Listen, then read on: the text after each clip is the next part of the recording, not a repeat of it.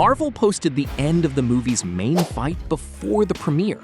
And worse, Spider-Man doesn't face a real villain at any point. Today, Tom Holland's best and most incomplete Spider-Man. Hey guys, I watched Spider-Man 4 Brand New Day, and this video is spoiler-free, so don't worry. I am going to get straight to the point. It is a good movie. Really good. Especially in one thing the other three never truly got right: drama. Pay attention to this, because it is what really separates this movie from the previous ones. Homecoming and Far From Home had pretty silly dialogues and interactions. They were fun popcorn movies without much dramatic ambition. The character dynamic worked, that always worked, but the conversations never dug deep. They always stayed on the surface, resolving everything too fast for it to really hurt. And honestly, we carried a certain silent anger at the lack of maturity of that Peter Parker, because the comic book character was never this infantilized. He was, in practice, a poorly adapted Peter Parker, even if he was fun. And I bet you felt that without being able to properly explain why. And look, I love No Way Home, do not get me wrong.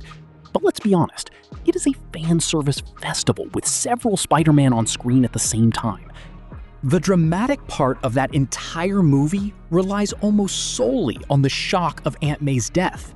So tell me, when was the last time a Tom Holland movie made you truly feel this character's psyche? Exactly. It was now. Brand New Day is the first movie that truly explores Peter Parker from the inside out. You buy into his obsessions, his frustrations, and his romances. That is something none of the previous three movies could make you truly believe. There are 3 scenes in this movie that are absolute peak character moments, and all 3 revolve around romantic frustration. Those were the exact scenes that got the biggest reactions from the crowd in my theater. Not a cameo, not a portal opening. It was Peter Parker's broken heart hitting us right in the feels. That's when it clicked for me. This is, hands down, the best movie for Peter and MJ as a couple. It's the most mature, the most complex, featuring the toughest conversations we've ever seen between them. Zendaya and Tom Holland deliver career-best performances in these roles. It's not just the writing that's great, the acting is phenomenal. Here is a bold promise. This movie might be the turning point that finally makes you root for this Peter Parker as a person, not just as Spider-Man. If you had any resistance to the character, it dies here. The same goes for MJ and Ned, so get ready to appreciate them in a whole new way. If that promise got you curious, drop a like right now. Deep dive review videos like this deserve to be seen by more people, and that's how we know you enjoy them. I'll admit I was a bit skeptical about how they would handle the fallout from Doctor Strange's spell, as that's a lot of exposition to cram in. But it worked. And get this, the Punisher is the comic relief of the movie. It works surprisingly well.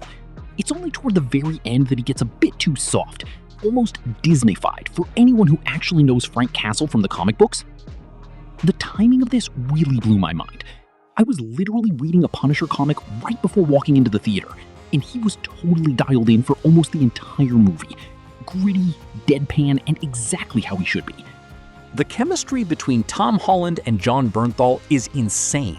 It feels like they've been working together their whole lives. I was expecting a quick cameo, maybe a scene or two, but instead, he practically becomes the secondary protagonist. The two of them form one of the best duos in the MCU to date. I didn't see that coming at all.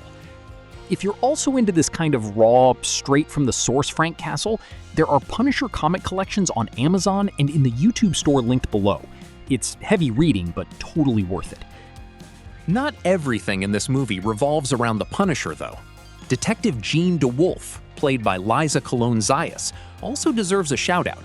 She helps make the city feel way more alive on screen. I only missed J. Jonah Jameson, providing that media counterpoint. I get why, though.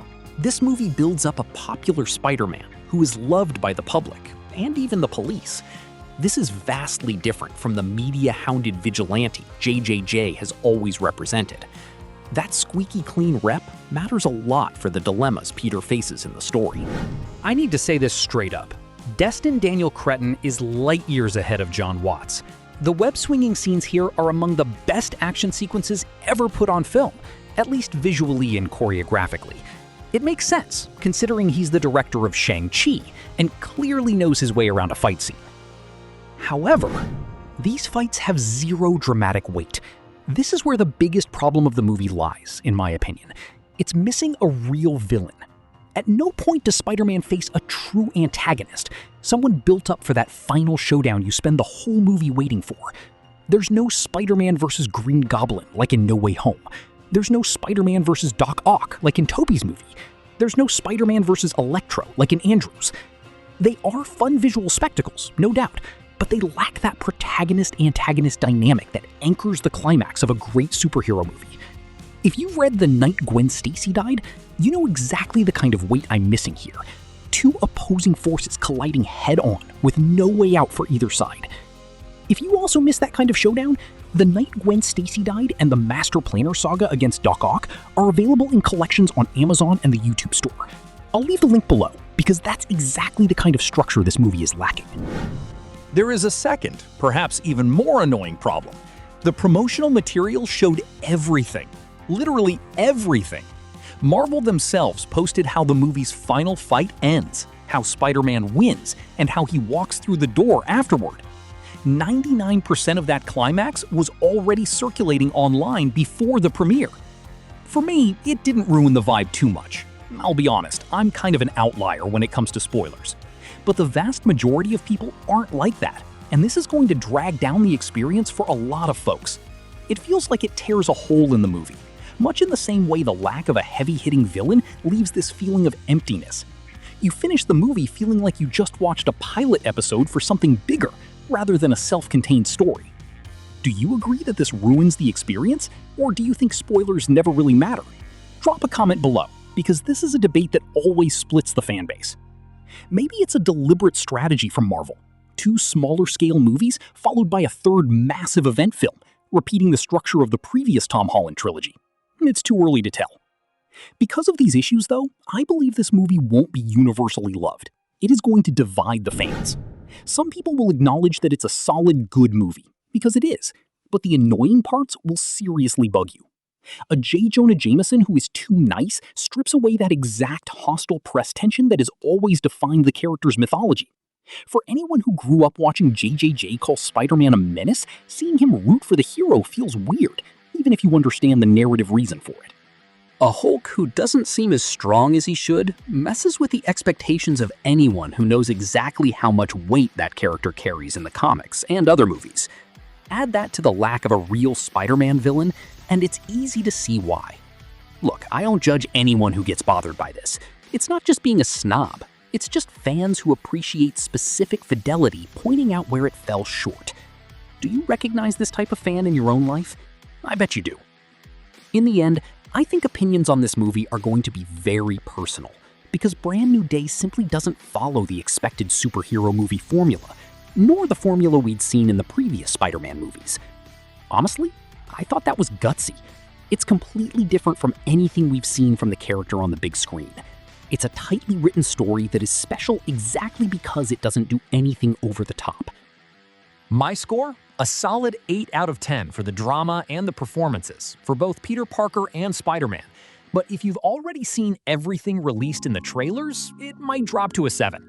The Peter Parker scenes will still surprise you, but you'll have already seen most of the action at home for free. So I really want to hear from those of you who have already watched it. Do you agree with the score, or do you think I'm being too harsh, or maybe too easy on it? Drop a comment below. Let's chat about it. If this more critical look helped you unpack how you felt at the theater, hit the like button and subscribe to the channel if you're new here. A full review is coming soon, with spoilers and everything, so we can break down this ending once and for all. Thanks, guys. Catch you next time.